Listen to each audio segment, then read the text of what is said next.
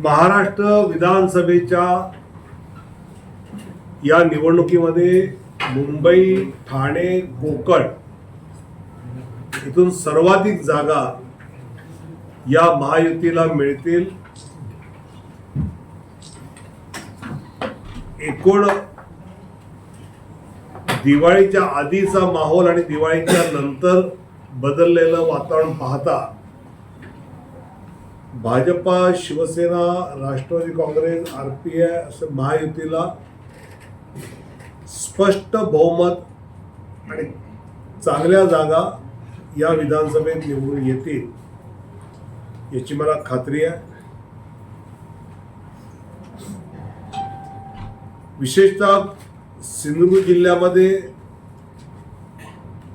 महायुतीच्या काळात झालेलं काम आहे. इथले स्थानिक आमदार नितेश राणे असतील, कणकवली देवगडचे किंवा सावंतवाडीला मंत्री दीपक केसरकर असतील, या सगळ्यांनी केलेलं काम पाहता आणि लोकसभेला मिळालेला प्रतिसाद पाहता सिंधुदुर्गातल्या तिन्ही जागा महायुती जिंकेल असं चित्र आज स्पष्ट आहे.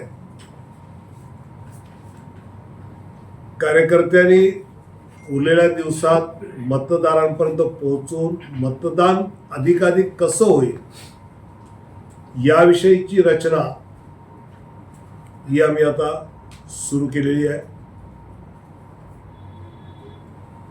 कोकणामध्ये विशेषतः केंद्र सरकारच्या माध्यमातून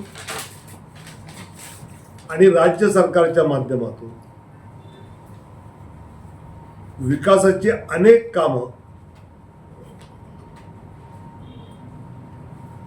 ही केंद्रातून गेली 10 वर्ष, राज्यातून गेले 2.5 आणि त्याच्या आधीची 14 ते 19 वर्ष यातली कामांची जर यादी पाहिली, इथे खर्च झालेला जर निधी पाहिला तर कोकणाला महायुतीच आवश्यक आहे आणि उपयोगी आहे हे त्यातलं स्पष्ट लोकांच्या मनात बसलेलं आहे.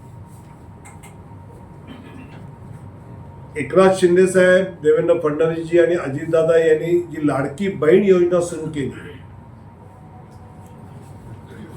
त्या लाडक्या बहीण योजनेला अभूतपूर्व प्रतिसाद राज्यातल्या माता भगिनी देत आहेत. पण त्याचवेळी माननीय शरद पवार साहेब सिनियर नेते महायुती लाडक्या बहिणीत इतका पैसा खर्च करते की बाकीच्या योजना बंद पडतील असं वक्तव्य करतात. याचा अर्थ त्यांना लाडकी बहीण योजना नको आहे हे स्पष्ट दिसतं. पण महाविकास आघाडी आपल्या जाहीरनाम्यात पहिलं ते टाकलंय 3,000 देऊ. ही दुटप्पी भूमिका या नेत्यांची सामान्य जनता जाणते आहे. कोकणासाठी विशेषतः माझा आग्रह चाकरमान्यांना आहे. आपल्या गावातली कामं घेऊन आपण आमदारांना मुंबईत भेटतो, पण मतदानाच्या वेळी मात्र आपली उपस्थिती आपल्या गावात जर दिसली तर आपल्या गावचा विकास अधिक जोमाने होईल हे चाकरमान्यांनी लक्ष ठेवलं पाहिजे. आणि त्यासाठी निवडणुकीच्या आधी इथे प्रत्यक्ष आलं पाहिजे अशी मी त्यांना विनंती आपल्या माध्यमातून करतो आणि ते येतील असाही विश्वास मला आहे.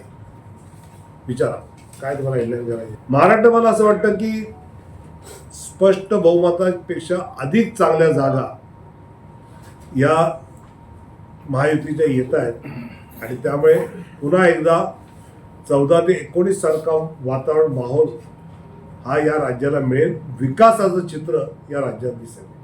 सर, शिवाजी महाराजांचा पुतळा पडला मालवणमध्ये, या गोष्टीचा किती इम्पॅक्ट तुम्हाला वाटतोय की सत्ताधारी पक्षाला पडेल? कारण का हा इमोशनल इश्यू आहेच. So how do you think that will affect your prospect? मला असं वाटतं की जी गोष्ट घडली आहे, म्हणजे महाराजांचा पुतळा कोणी काही मुद्दाम पाडत नाही.